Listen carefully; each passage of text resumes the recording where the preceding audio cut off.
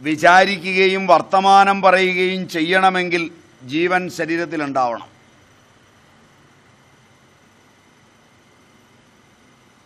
അപ്പോൾ പ്രാഥമികമായി നിങ്ങളുടെ ജീവൻ, രണ്ടാമതായി നിങ്ങളുടെ മനസ്സ്, സങ്കല്പങ്ങളും വികല്പങ്ങളും ഉണ്ടാക്കുന്ന മനസ്സ്, മൂന്നാമതായി നിങ്ങളുടെ വാക്ക്,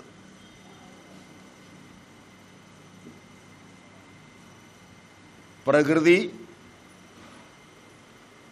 പരിസ്ഥിതി, ജീവൻ ഇവയെ എടുക്കുമ്പോൾ ഈ മൂന്നെണ്ണം പ്രത്യേകം ഗൗരവത്തിൽ നിങ്ങളൊന്ന് നോക്കുക.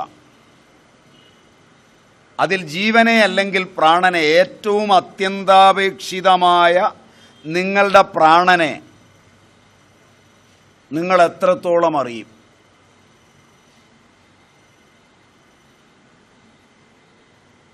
ഏറ്റവും പഠിച്ചിട്ടുള്ളവരെ എടുക്കുക. ആയുർവേദ ഭിഷഗ്വരന്മാർ, മോഡേൺ മെഡിസിൻ്റെ ഭിഷഗ്വരന്മാർ, അതിലെ സ്പെഷ്യലിസ്റ്റുകൾ എല്ലാവരെയും ഉൾപ്പെടെ എടുക്കുക. ഈ പഠിച്ച വൈദ്യശാസ്ത്രമെല്ലാം വെച്ച് പ്രാണനെ, ജീവനെ എത്രത്തോളം അവരറിയും? അതല്ല, നാം അറിയുന്നിടത്തോളം ജീവൻ എല്ലാവർക്കും അജ്ഞേയമാണോ?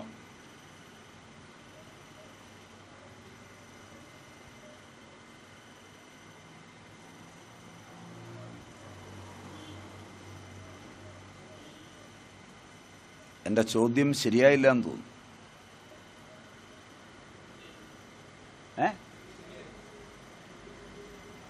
മനസ്സിലാവുന്നുണ്ടാവുമോ? നിങ്ങൾ ഇതുവരെ ഒരുപാട് പഠിച്ചു, ഒരുപാട് കാര്യങ്ങളൊക്കെ തലയിൽ കയറ്റി ഒക്കെ ഇരിക്കട്ടെ, ഒരുപാട് വിദ്യാഭ്യാസമുണ്ട്. പക്ഷേ ഈ വിദ്യ അഭ്യസിക്കണമെങ്കിൽ, കേൾക്കണമെങ്കിൽ, പറയണമെങ്കിൽ, ഉടുക്കണമെങ്കിൽ, നടക്കണമെങ്കിൽ ഒക്കെ നമുക്ക് ജീവൻ വേണം. സിട്രു, അതിനെ നമുക്ക് എത്ര അറിയാം? അതല്ല, നമുക്ക് അജ്ഞേയമായ ഒന്നാണോ നമ്മുടെ ജീവൻ? ഒരു നല്ല വൈദ്യൻ്റെ അടുക്കൽ, നല്ല ഡോക്ടറുടെ അടുക്കൽ വേറൊരാളെ കൊണ്ടുവന്നു. അയാൾ കൈ നോക്കി, കാല് നോക്കി, അവയവങ്ങളൊക്കെ നോക്കി, അയാളുടെ വാക്കൊക്കെ കേട്ടു. പറഞ്ഞു, എനിക്ക് ഇവിടെ ഒരു വേദനയുണ്ട്, എനിക്ക് അവിടെ ഒരു നീർക്കെട്ടുണ്ട്. ഇതൊക്കെ കേട്ടു, തീരുമാനമൊക്കെ എടുത്തു, മരുന്നുകളൊക്കെ കുറിച്ചു കൊടുത്തു. കുറിച്ചു കൊടുക്കുമ്പോൾ ആ ജീവനിൽ നടക്കുന്ന പ്രക്രിയ കൂടി അറിയുന്ന ജ്യോതിഷിയോ വൈദ്യനോ ഡോക്ടറോ ആയവന് സത്യത്തിൽ അവനിൽ നടക്കാൻ പോകുന്നതെങ്കിലും അടുത്ത നിമിഷത്തത് അറിയുമോ?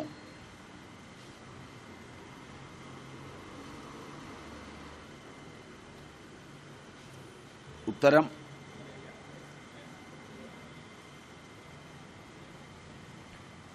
എനിക്കറിയാത്ത ഒന്ന്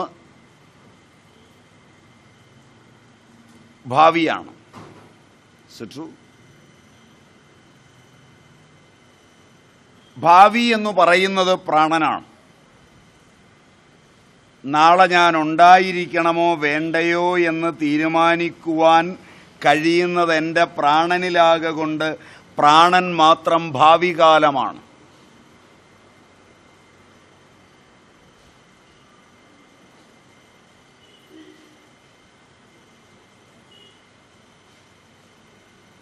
ഒടുങ്ങാത്തൊരു ഭാവിയിൽ ലീനമാണ് എൻ്റെ ഭൂതവർത്തമാനങ്ങൾ എന്നുള്ളത് കൊണ്ട്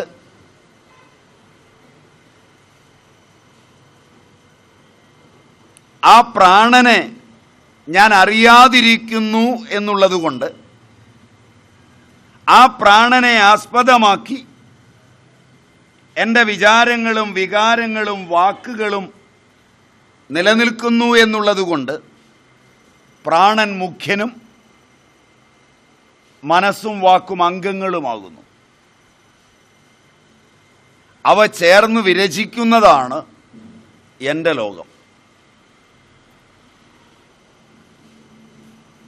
അവ പ്രാണൻ പുരുഷൻ,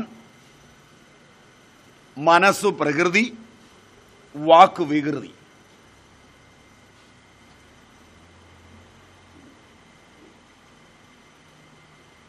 പ്രാണൻ ഭാവി, മനസ്സ് വർത്തമാനം, വാക്ക് ഭൂതം.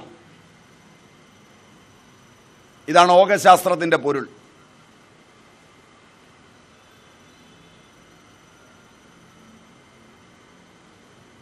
മനസ്സിലാവുമോ? ഇങ്ങനെ പോയാൽ മനസ്സിലാവുമോ? ഇങ്ങനെ പോയാൽ പിടികിട്ടുമോ? പിടിയിട്ടില്ലേ പറയണം. വളരെ ലളിതമായി പറഞ്ഞു തരാൻ പറ്റുന്ന വിഷയമാണ്. ഒട്ടും സങ്കീർണതയില്ലാതെ പറയാവുന്നതാണ്. വളരെ എളുപ്പത്തിൽ നിങ്ങളൊരു വാക്കൊരാളോട് ഉച്ചരിക്കുന്നു.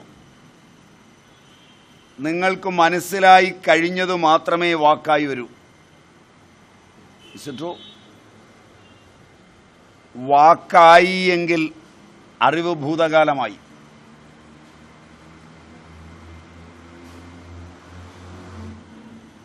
അപ്പോൾ നിങ്ങളെ വാക്കായി പഠിപ്പിക്കുന്നതിൽ നിന്ന് ഭാവിയിലേക്കുള്ള അറിവ് രൂപപ്പെടുത്താൻ കഴിയണമെങ്കിൽ ആ വാക്ക് പ്രാണനോട് ചേർന്ന് നിൽക്കുമ്പോഴേ പറ്റൂ. ജീവനുമായി ചേർച്ചയില്ലാത്ത എല്ലാ വാക്കും കൊഴിഞ്ഞ ഇലകൾ പോലാണ്.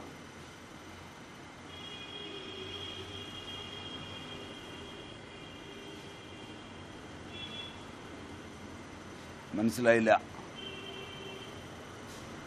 സ്കൂളിൽ പോകുമ്പോൾ അപ്പോൾ ശ്രദ്ധിക്കേണ്ടത് അതിലെ പുസ്തകങ്ങളിൽ എത്ര എണ്ണം പഠിക്കാനിരിക്കുമ്പോൾ അത് ഭൂതകാലമായി കഴിഞ്ഞവയാണ്.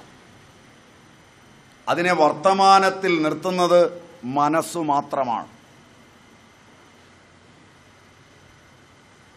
വാക്കായതെല്ലാം ഭൂതമാണ്.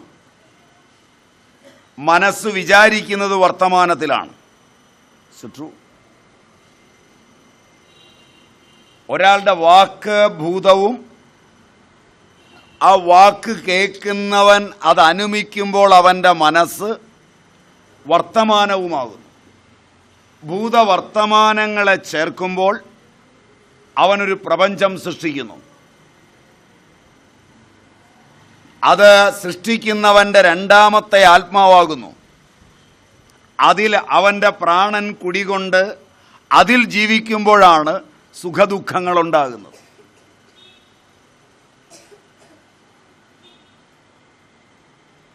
തിയറി മനസ്സിലായോ എന്ന് എനിക്കറിയില്ല. നടന്നു വരുന്നു ഒരു പുരുഷൻ.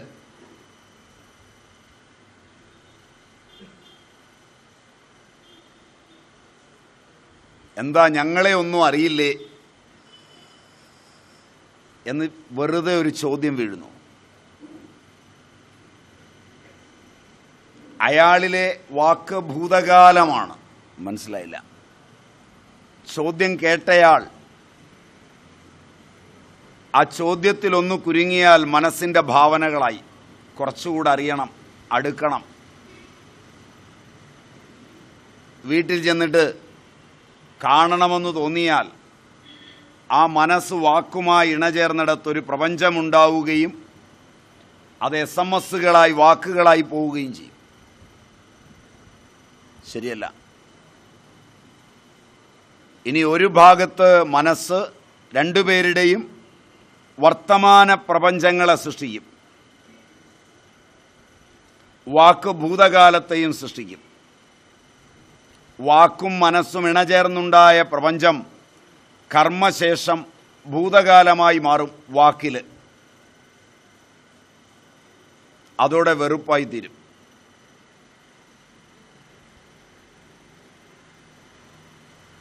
സ്നേഹം വർത്തമാനത്തിൻ്റെതാകണമെങ്കിൽ വാക്കിൻ്റെതാവരുത്, മനസ്സിൻ്റെതായിരിക്കണം. മനസ്സിലായില്ല? സ്നേഹം ഭാവിയിലേക്ക് നിലനിൽക്കണമെങ്കിൽ പ്രാണൻ്റെതായിരിക്കണം.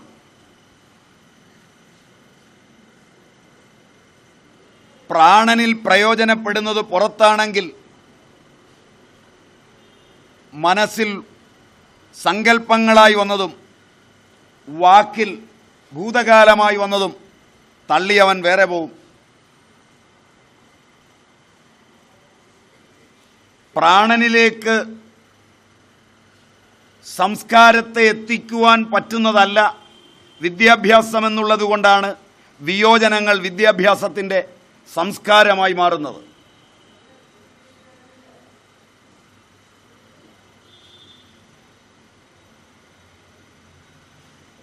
നിങ്ങളുടെ വിദ്യാഭ്യാസം വിയോജനങ്ങൾക്കാണ് വഴിയിടുന്നത്.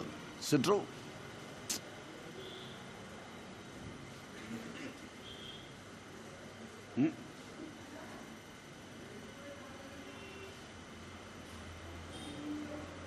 ശരിയല്ല. എങ്ങനെയാ തോന്നുന്നത്?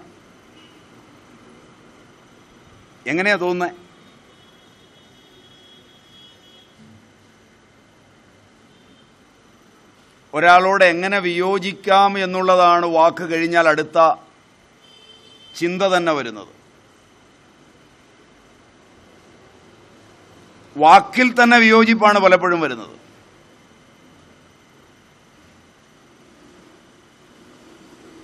അത് മനസ്സിൻ്റെ സങ്കല്പത്തിലേക്ക് രൂപാന്തരപ്പെടുമ്പോൾ വർത്തമാനമായ മനസ്സും ഭാവിയായൊരു പ്രാണനും ബന്ധപ്പെടുമ്പോൾ എത്രത്തോളം ജീവജാലങ്ങളുടെ മൊത്തം, സസ്യങ്ങളുടെ, ജന്തുക്കളുടെ, മനുഷ്യൻ്റെ ജീവനുമായി ബന്ധപ്പെടുത്തി നിങ്ങൾ കാര്യങ്ങളെ കാണുന്നു.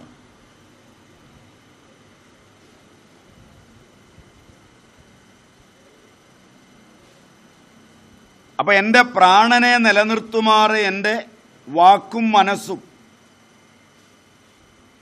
എൻ്റെ ഇന്ദ്രിയങ്ങളും എൻ്റെ അംഗചേഷ്ടകളും മര്യാദാമസൃണമായിരിക്കുമ്പോൾ പ്രാണനെ അംഗീകരിക്കുകയും വർത്തമാനമായ മനസ്സിനെയും ഭൂതമാകുന്ന വാക്കിനെയും ഇന്ദ്രിയങ്ങളെയും ചേർത്തുവെക്കുകയും ചെയ്യുമ്പോൾ ആരോഗ്യമുള്ള, സംസ്കാരമുള്ള, ആനന്ദമുള്ള, സന്തുഷ്ടനായ ഞാൻ പുറത്തുള്ള ഒരു വസ്തുവിൻ്റെയും സഹായത്തിലോ സഹായമില്ലാതെയോ സന്തുഷ്ടനായി നിൽക്കും. വേറൊരു വസ്തു ഉണ്ടായിരിക്കട്ടെ, വേറൊരു വസ്തു ഇല്ലാതിരിക്കട്ടെ, അതിനെ അപേക്ഷിച്ചല്ല എൻ്റെ വാക്കിനെയും മനസ്സിനെയും പ്രാണനെയും ആസ്പദമാക്കി, പ്രാണനെ ആസ്പദമാക്കിയുള്ള, പ്രാണനെ മുഖ്യനായി കണ്ട് പ്രാണൻ തന്നെയാണ് എൻ്റെ ഈശ്വരൻ എന്ന് തീരുമാനിച്ച് ചെയ്യുന്ന ഒരു വ്യക്തിവിലാസം. ഇത് വ്യക്തിയിൽ, വ്യക്തി കുടുംബത്തേക്ക് വികസിക്കുകയാണ്.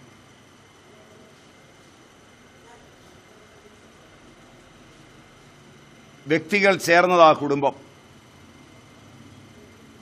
അവിടെ ഭാര്യ, ഭർത്താവ്, മകൻ, മകൾ, അച്ഛൻ, അമ്മ. അവിടെ കുടുംബത്തിൻ്റെ നാഥയായൊരു കുടുംബിനിയെ, നാഥനായ ഒരു കുടുംബനാഥനെ ആസ്പദമാക്കി മര്യാദാമസൃണമായ ചേർച്ച. എപ്രകാരമാണോ എൻ്റെ പ്രാണൻ, അതുപോലെ എൻ്റെ ഒരു പരിസ്ഥിതിയാണ് എൻ്റെ കുടുംബം.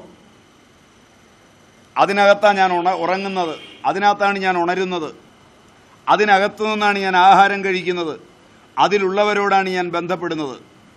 എൻ്റെ എല്ലാ ബന്ധങ്ങളും എൻ്റെ മസ്തുളങ്കത്തിൽ രേഖപ്പെടുത്തുകയും അതിനെ ആസ്പദമാക്കി എൻ്റെ ഹോർമോണുകളും എൻസൈമുകളും മാറുകയും അതിനെ ആസ്പദമാക്കി എൻ്റെ ഭാവി വിരചിക്കുകയും ചെയ്യുന്നുണ്ട് എന്ന് ആദ്യം ഞാൻ അറിയണം.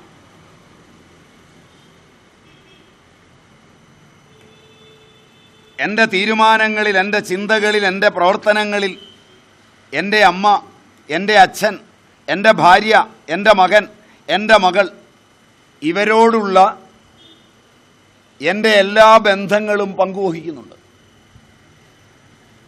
അതിൽ അവർക്ക് എന്നോടുള്ള ബന്ധങ്ങളെല്ലാം ചാരുവായി കൊണ്ടുപോകാൻ എനിക്കാവില്ല. അത് അവർ തീരുമാനിക്കുന്നതാണ്. അവരോടെല്ലാമുള്ള എൻ്റെ ബന്ധം ചാരുവായി എനിക്ക് കൊണ്ടുപോകാം. അത് ഞാൻ തീരുമാനിക്കുന്നതാണ്.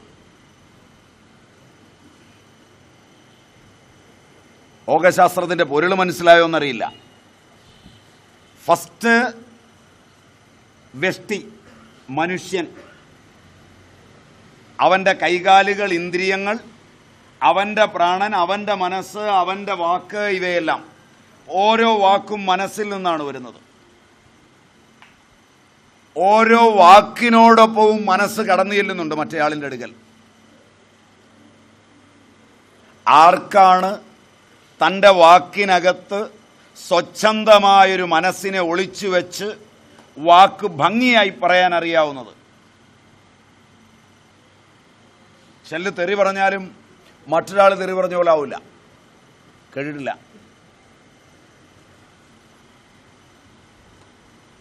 ഒരു നല്ല തെറിയാ പറഞ്ഞേ,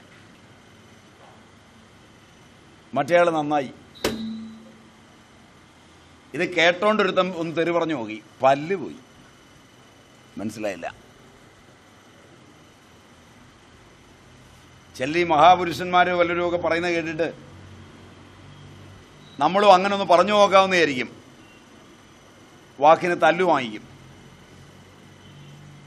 അപ്പോൾ വ്യക്തി എന്നത് പ്രാണനെ ആസ്പദമാക്കി ഇത്രയുമാണെങ്കിൽ, വ്യക്തികൾ ചേരുന്ന കുടുംബം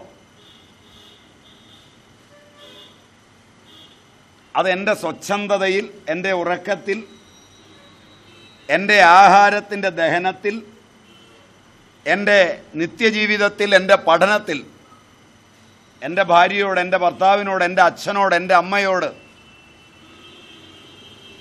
ഞാൻ ഉപയോഗിച്ച ഒരു വാക്ക് തെറ്റിപ്പോയാൽ, എൻ്റെ ഒരു മൂളൽ തെറ്റിയാൽ, എൻ്റെ ഒരു ദൃഷ്ടി തെറ്റിയാൽ, എൻ്റെ ഒരു പെരുമാറ്റ വിശേഷം മാറിപ്പോയാൽ, ഒരു 10,000 പരിണാമം എൻ്റെ ശരീരത്തിൽ നടക്കും. അതാണ് യോഗശാസ്ത്രത്തിൻ്റെ പൊരുൾ. ശരിയുണ്ടോ? അങ്ങനെ നടക്കുവോ?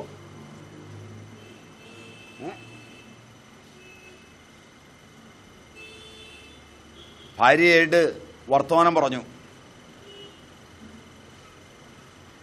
ഒന്ന് തെറ്റിട്ടാ പോയിരിക്കുന്നത്.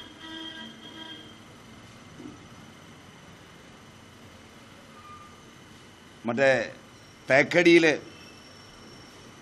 ബോട്ട് സർവീസിൻ്റെ ടിക്കറ്റ് കൊടുക്കുന്നിടത്തായിരിക്കുന്നത്. അപ്പോൾ ഭാര്യയുമായി ഒരു മേജർ ജനറൽ അവിടെ വരികയാണ്. അപ്പോൾ സ്വാഭാവികമായി ടിക്കറ്റ് കൊടുക്കുന്നവൻ മേജർ ജനറലിൻ്റെ പേരും അഡ്രസ്സും ഒക്കെ എഴുതി. തൊട്ടു പുറകെ ഭാര്യയെ കൊണ്ടുവന്ന് തുടങ്ങിയപ്പോൾ പറഞ്ഞു അവരുടെയും പേരും അഡ്രസ്സും ഒക്കെ വേണം.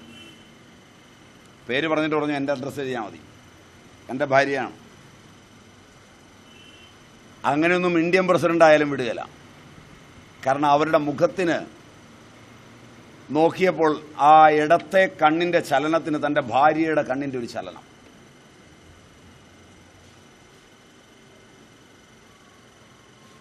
മസ്തിഷ്കത്തിനകത്തൂടെ ഒരു വെള്ളിടി പോയി. ഇവൾ ഇവിടെ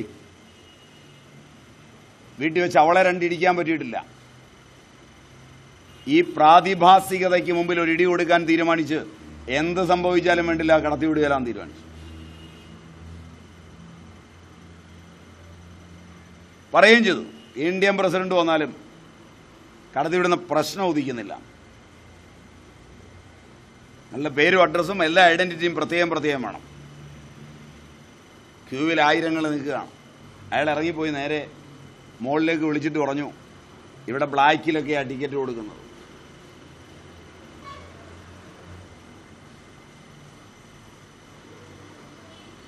എൻ്റെ ഭാര്യയ്ക്ക് കിട്ടിയില്ലെന്നല്ല പറഞ്ഞേ.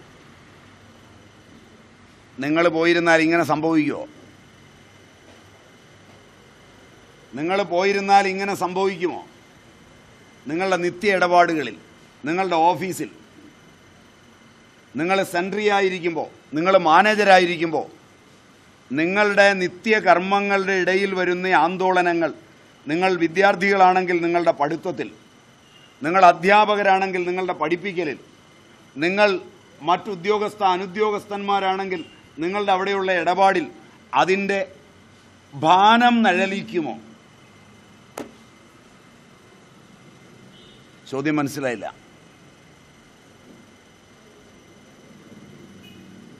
എൻ്റെ ചോദ്യം മനസ്സിലായില്ല. ചുറ്റുപാടുകൾ നിങ്ങളെ സ്വാധീനിക്കുമോ എന്നാ ചോദ്യം. ഇനിയും പിടികിട്ടില്ല. വീട്ടിൽ നിന്ന് രാവിലെ എഴുന്നേറ്റ ഉടനെ വിളിച്ച അമ്മയുമായി വഴക്കുണ്ടാക്കിയിട്ട് പഠിക്കാനിരുന്നാൽ പഠിക്കാൻ പറ്റുമോ?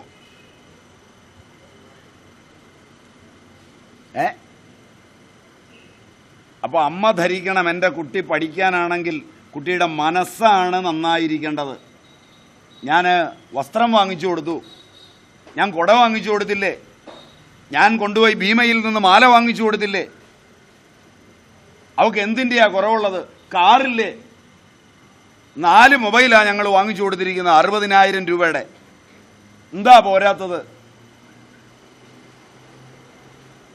നിങ്ങളതിൻ്റെ മനസ്സിന് നന്മ കൊടുത്തുവോ? വർത്തമാനം എന്ന അറിവിനെ മുഴുവൻ സ്വാംശീകരിക്കുന്ന മനസ്സെന്ന സത്യത്തെ നിങ്ങൾ അംഗീകരിച്ചുവോ?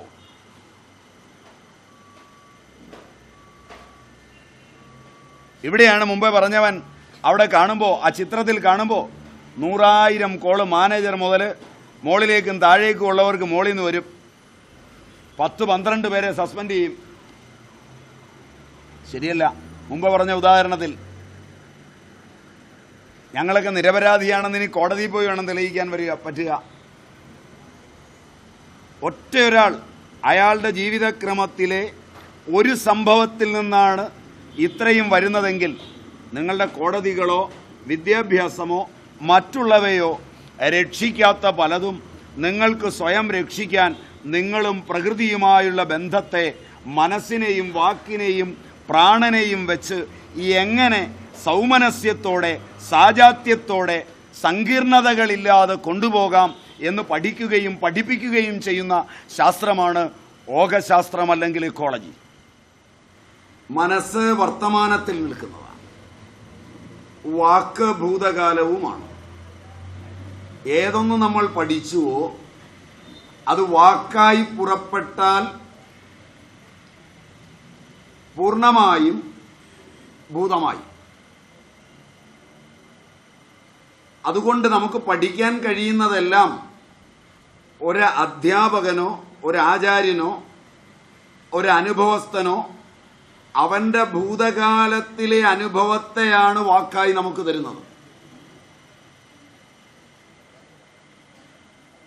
അത് നമ്മുടെ വാക്കായി തീർന്നാൽ അതും ഭൂതകാലമായി.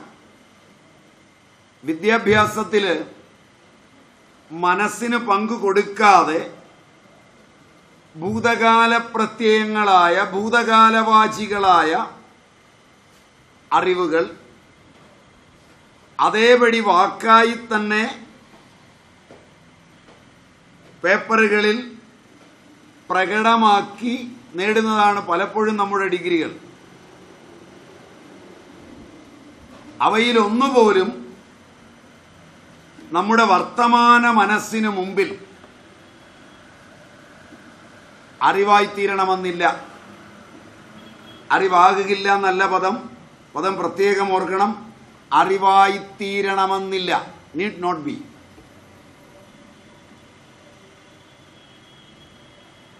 കാരണം അത് ഉണ്ടായി മറഞ്ഞു കഴിഞ്ഞു. അതുകൊണ്ടാണ് ഇന്ന് വിദ്യാഭ്യാസമുള്ള തലങ്ങളിൽ ഈ ചേർച്ച നമുക്ക് കിട്ടാതെ പോകുന്നത്.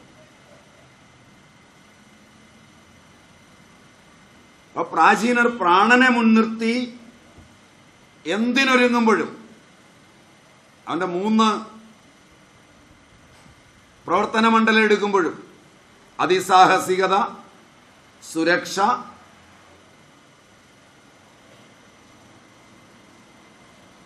മറ്റുള്ളവരാൽ അംഗീകരിക്കപ്പെടണമെന്നുള്ള ആഗ്രഹം, ഇവ 3 എടുക്കുമ്പോഴും പ്രാണൻ സുരക്ഷയുടെ വക്താവായി നിൽക്കുന്നുവെന്നറിഞ്ഞ് പ്രാണരക്ഷയ്ക്ക് മുൻതൂക്കം കൊടുത്തിട്ടാണ് അവൻ വാക്കുപയോഗിക്കുന്നത്.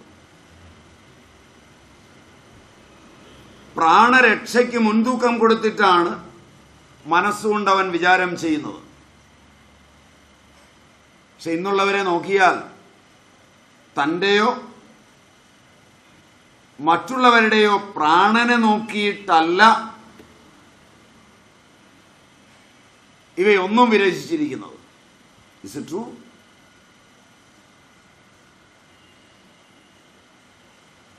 അച്ഛനിൽ നിന്നാണ് ഞാൻ ഉണ്ടായത്. അച്ഛനിൽ നിന്നാണ് എനിക്ക് വേണ്ട കാര്യങ്ങളെല്ലാം ലഭിക്കുന്നത്. സ്കൂളിൽ കൊണ്ടാക്കിയത് അച്ഛനാണ്. എൻ്റെ അച്ഛനൊരു മഹാനാണ്. നാട്ടിൽ നന്നായി അറിയപ്പെടുന്നവനാണ്. ഒട്ടേറെ സാമൂഹിക സാംസ്കാരിക രംഗങ്ങളിൽ സ്വാധീനമുള്ളവനാണ്. രാഷ്ട്രീയ സാമാജിക നഭോമണ്ഡലങ്ങളിലെല്ലാം വ്യക്തിമുദ്ര പതിപ്പിച്ചവനാണ്.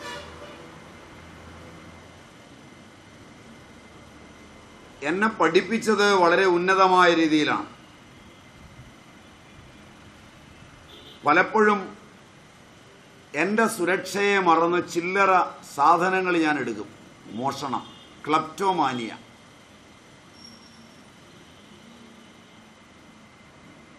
കടയിൽ ചെന്നാലും ചിലതെടുക്കും. അത് കടക്കാർ പിടിക്കണമെന്ന് നിർബന്ധമുണ്ട്. എടുത്താൽ ആരും കാണാതെ ഉപയോഗിക്കാനുള്ളൊരു മനസ്സും എനിക്കില്ല. ലോകോത്തരനായി ലോകം അംഗീകരിക്കുന്ന അച്ഛൻ്റെ മകള് അച്ഛൻ്റെ മുഖത്ത് കരിവാരി തേക്കുവാൻ പാകത്തിന് താൻ എടുക്കുക മാത്രമല്ല, എടുത്തുവെന്ന് മറ്റേയാൾ കണ്ടുപിടിക്കണം. താൻ കാണിച്ചു കൊടുത്തതുമല്ല.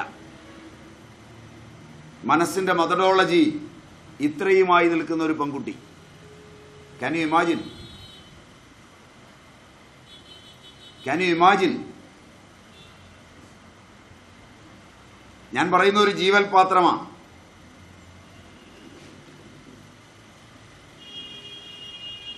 ജീവിച്ചിരിക്കുന്ന കഥാപാത്രമാണ്. മുൻ ക്ലാസ്സുകളിൽ പറഞ്ഞിട്ടുള്ള ഉദാഹരണങ്ങൾ പോലെ ഈ കുട്ടി 3-4 പ്രാവശ്യം ശകാരിച്ചു, തല്ലി. അവസാനം ഒരു വാണിംഗ് അച്ഛന് കൊടുത്തു, ഇനി എന്നെ ശാസിക്കരുത്, ഞാൻ മുതിർന്നിരിക്കുന്നു, എനിക്കറിയാം എന്ത് ചെയ്യണമെന്ന്.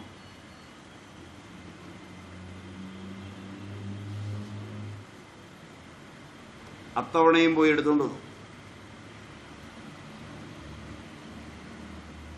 ഇത്തവണ അച്ഛൻ രൂക്ഷമായൊന്ന് നോക്കി ശകാരിച്ചപ്പോൾ കുട്ടി പതുക്കെ മുറിക്കകത്തേക്ക് അച്ഛനെ വിളിച്ചു.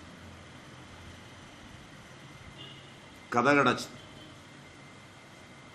അമ്മയും സഹോദരനും മുറ്റത്ത് നിൽപ്പുണ്ട്. തൻ്റെ വസ്ത്രം വലിച്ചു കീറി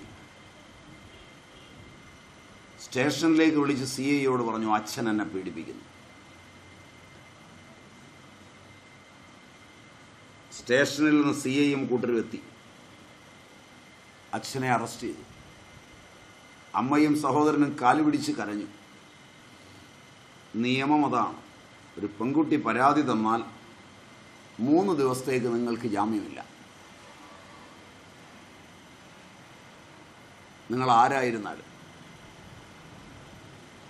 നിങ്ങളെ എനിക്കറിയാം, നിങ്ങൾ മാന്യനാണ്, തെറ്റ് ചെയ്യില്ല എന്നറിയാം. ഞാൻ പരമാവധി ഇത് ലോകം അറിയാതിരിക്കാൻ ശ്രമിക്കാം. ഇവരറിഞ്ഞാൽ ഇപ്പോൾ പത്രക്കാരെത്തും. നേരെ കൊണ്ടുപോയി മോളിൽ നിന്ന്